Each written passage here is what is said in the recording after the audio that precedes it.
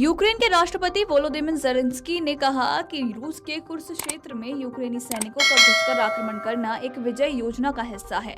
उन्होंने कहा कि वो इस योजना को अगले महीने अमेरिकी राष्ट्रपति जो बाइडेन के सामने पेश करेंगे। मंगलवार को ज़ेलेंस्की ने कहा कि योजना की सफलता राष्ट्रपति जो बाइडेन पर निर्भर करेगी, साथ ही इस बात पर भी कि योजना में जो है वो अमेरिका यूक्रेन को देगा या नहीं और क्या कीव इस योजना का उपयोग करने के लिए स्वतंत्र होगा या नहीं। उन्होंने कहा कि वो इस योजना को अमेरिका में राष्ट्रपति पद के दोनों उम्मीदवारों कमला हैरिस और डोनाल्ड ट्रंप को भी दिखाएंगे। ज़ेलेंस्की ने कहा कि ये कुछ लोगों के लिए बहुत महत्वाकांक्षी लग सकता है, लेकिन हमारे लिए ये महत्वपूर्ण है। अगस्त की शुरुआत में यूक्रेन की सेना ने अप्रत्याशित कदम उठाते हुए रूस के कुर्स्क क्षेत्र में घुसपैठ की थी। अभी तक रूस उन्हें पीछे हटाने में नाकाम रहा है।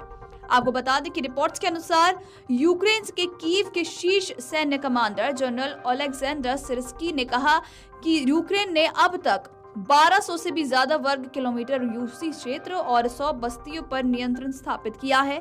हालांकि इन आंकड़ों की स्वतंत्र तौर पर पुष्टि नहीं की गई है।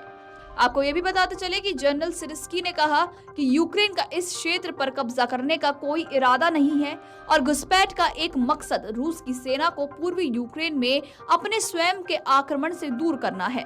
इसी मंच पर राष्ट्रपति ज़ेलेंस्की ने खुलासा किया कि यूक्रेन ने हाल ही में घरेलू स्तर पर निर्मित बैलिस्टिक मिसाइल का पहला सफल परीक्षण भी किया था। उन्होंने सफल परीक्षण के लिए देश के रक्षा उद्योग को बधाई दी, लेकिन मिसाइल के बारे में कोई और जानकारी साझा नहीं की।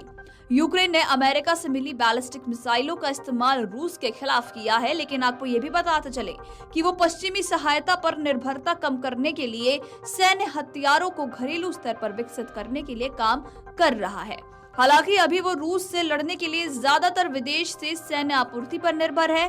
और ज़ेलेंस्की ने यह भी बताया कि यूक्रेन ने हाल ही में पश्चिमी देशों से हासिल F-16 लड़ाकू विमानों का इस्तेमाल रूस की मिसाइलों को रोकने में किया है और साथ ही उन्होंने अधिक विमानों की आवश्यकता भी बताई है।